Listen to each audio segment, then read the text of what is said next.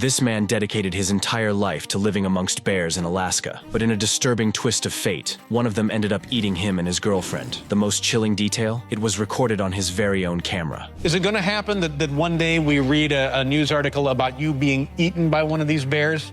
No. I will die for these animals. I will die for these animals. I will die for these animals. Timothy Treadwell was an environmentalist who spent 13 of his summers in the Alaskan wilderness to protect the grizzly bears from hunters. He recorded almost 100 hours of video footage for his personal documentation and also to share it with his organization, Grizzly People. Behind me is the grizzly sanctuary, and also behind me, hidden down below in those trees somewhere, is my camp. Timothy started this adventure in the 80s, after surviving a near-fatal heroin overdose. He wrote that after his first encounter with a wild bear, he knew he had found his calling in life, and that his destiny was entwined with those of the bears. In his videos, Timothy was seen living amongst bears, never scared of the possibility that they might eat him. He taught viewers about the ecosystem in Alaska and the complexities behind the grizzly bears. Members of an up-and-coming sub-adult gang, they're challenging everything, including me. Goes with the territory. If I show weakness, if I retreat, I may be hurt, I may be killed. But Timothy put himself in incredibly difficult situations. Alone in the forest, he would get extremely close to the bears he observed, sometimes even touching them and playing with bear cubs. Soon enough, he faced the danger of these actions. Hi, how are you?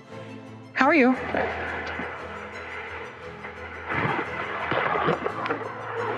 Don't you do that. Don't you do that. Back off.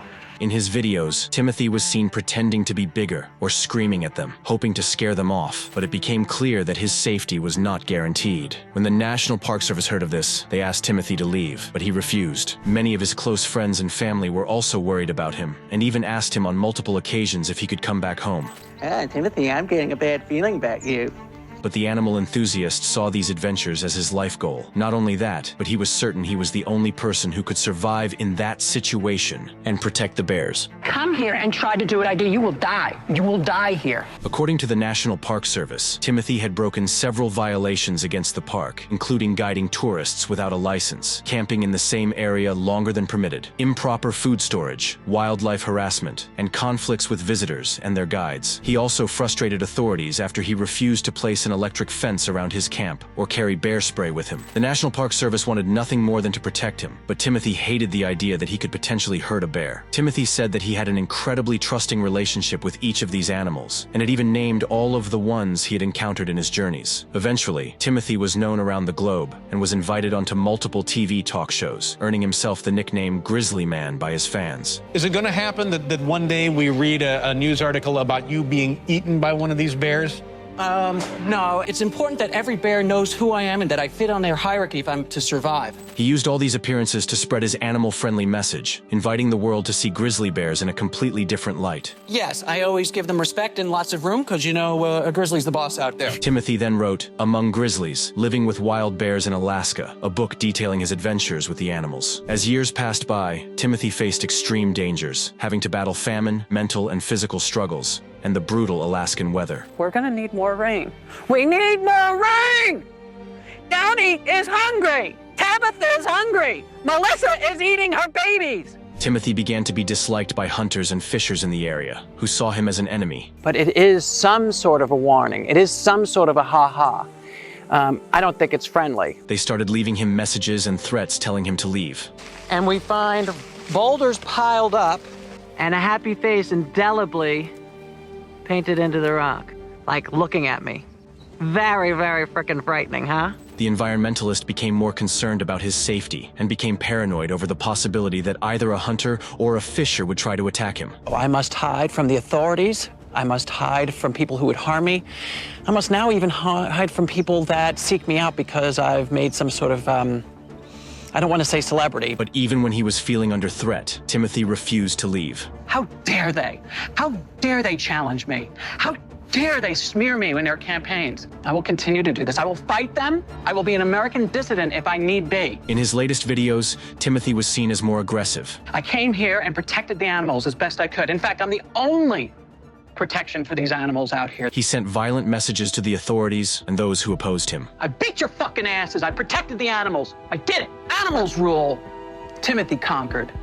In October 2003, in his last journey to Alaska, Timothy brought his girlfriend, Amy Huguenard. She feared bears and felt very uncomfortable in their presence. Her final journal entries indicated that she wanted to be away from Katmai, the park they were staying in at the time. They were camping near a salmon stream where they could see bears attempt to gain as much fat as possible before winter. However, little did they know that autumn had been specifically difficult for the bears, as food was much less than expected, which in turn made them more aggressive than normal. Hours before his death, Timothy filmed a bear diving into the river repeatedly for a piece of dead salmon. He mentioned in the footage that he did not feel entirely safe around that particular bear. Amy continued to be concerned about the bears in the area, but Timothy had proven year after year that there was nothing to worry about. And then he says, yeah, I never crossed the line. Yes, he did. That night, while they were resting in their tent, Timothy and Amy were taken by surprise by a hungry male bear looking for some meat. He steps very close to a bear, and with his own camera, you see his hand touching the face of a bear,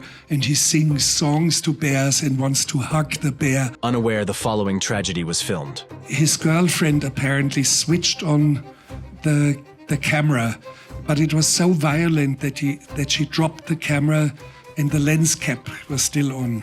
Timothy reportedly tried to scare the bear away, but quickly realized this was not like any encounter he had faced before. He knew he had to distract the animal to save his partner's life. Amy, get away, go away. It was then that the bear attacked him. Timothy survived the attack, but the bear was still lurking around the area. Amy told Timothy to play dead, which initially worked, but just a few seconds later, the bear turned once again towards Timothy. It was clear he was going to be attacked again, and his injuries were too severe for him to escape. According to the tape, Timothy screamed, "Come out here, I'm being killed out here," while being mauled by the animal. It was then that Amy tried to save him. And she apparently grabbed a frying pan. You hear her beating the bear over the head with a frying pan. The bear switched his attention towards her and chased her. Just like Timothy, she tried to escape, but she was also struck down by the bear. And Timothy is saying, run away, let go.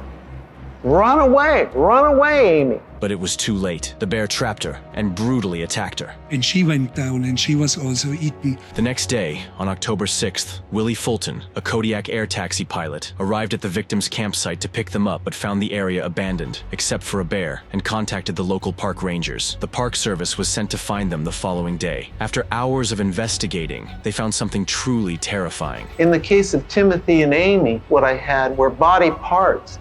Just the visual input of seeing a detached human being before my eyes makes my heart race, makes the hair stand up on the back of my head. They later found out their camera had recorded the attack. However, its footage was never released. This was the first time in the park's history that a bear had killed a person. Years later, while filming a documentary about Timothy Treadwell's life, film director Werner Herzog was able to listen to the recorded tape. However, the audio was so terrifying and brutal that he begged for it to never be shown to anyone else again. Julia must never listen to this. I know, Werner. I'm never going to. Shortly after the attack, the Park Service identified the bear and killed it. A second adolescent bear was also killed a short time later when it charged the park rangers. The Alaska Science Center of the U.S. Geological Survey revealed to the public that he had been warned on multiple occasions, with the statement concluding with, "It's a tragic thing, but it's not unpredictable." According to Timothy's organization, Grizzly People, 5 bears were put down in the year following his death. They claimed that during his time living among them, none of them had been murdered. However, court records show that the alleged poaching had occurred along Funnel Creek, and there is no evidence that Treadwell ever camped in that area. The documentary, Grizzly Man, received widespread acclaim from critics and is now considered one of the best documentaries of all time. Thanks for watching.